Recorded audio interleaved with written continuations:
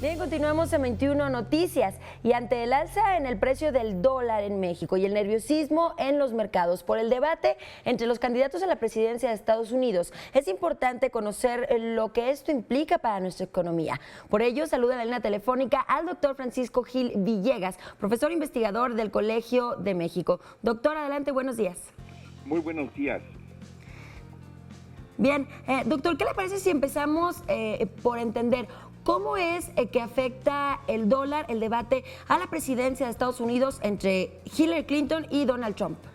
Bueno, el debate en realidad lo que ha generado, o desde la posibilidad a lo largo del mes de septiembre, cuando se empezó a pensar que había una probabilidad de que Trump ganara las elecciones, puso nerviosismo a mercados, pero no nada más de México. El dólar ha subido en relación a otras monedas como el euro también, y este es un efecto, una desestabilización particular que se está dando, pues no solo en relación a México, sino también en relación a otras monedas.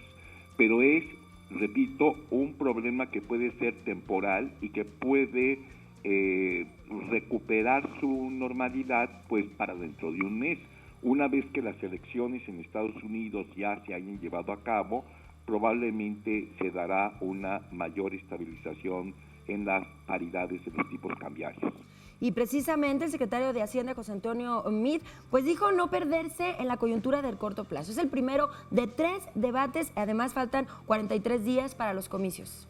Así es, y de todas maneras, pues, muchos de los balances que han salido al respecto es que Hillary Clinton tuvo un éxito en detener los ataques de Trump y al final lo hizo ver como que era incapaz para conducir los destinos de una nación como los Estados Unidos, precisamente por su mal temperamento. Y no se nos debe de olvidar que estas cuestiones mediáticas son muy importantes. La última palabra del debate fue Trump diciendo yo apoyaría a Hillary Clinton. Esa es la última palabra, lo último que queda. Y eso tiene pues un efecto que creo que fue un error de Trump a la hora en que le hicieron la pregunta, terminar precisamente con esa frase, porque es esta frase que va a quedar. Ahí demostró parte de su falta de experiencia frente a Hillary Clinton. Así que todavía faltan 2 debates más.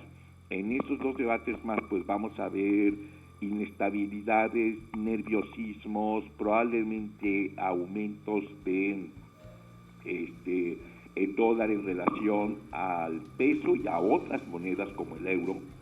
Y para dentro de un mes, pues tendremos dentro de un mes y una semana tendremos ya una posición adecuada.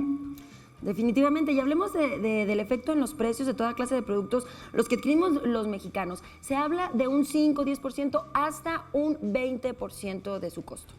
Sí, claro. Esto sí afecta, esto sí puede tener un efecto negativo en la política de éxito que se había tenido para controlar la inflación. Con estos porcentajes de impacto en aumento de productos básicos, sí podría generar que se disparara una inflación, y ahí va a ser un trabajo muy importante del secretario de Hacienda, Meade, para tratar de evitar que se forme una espiral inflacionaria. Una cosa es que se suban los precios 5 o 10% en algunos rubros, sí. Y otra cosa es que se comience a generar la espiral inflacionaria que ya hemos vivido en México en otras ocasiones, en donde el aumento de precios en algunos productos genera que se tengan que aumentar después salarios, costos de producción, y esto a su vez vuelve a repercutir sobre un nuevo aumento en los precios. Así que la función, el secretario de Hacienda no puede hacer, no está bajo sus manos controlar un aumento en la subida del dólar, como tampoco está en sus manos controlar las amenazas o posible realización de un alza en las tasas de interés en Estados Unidos.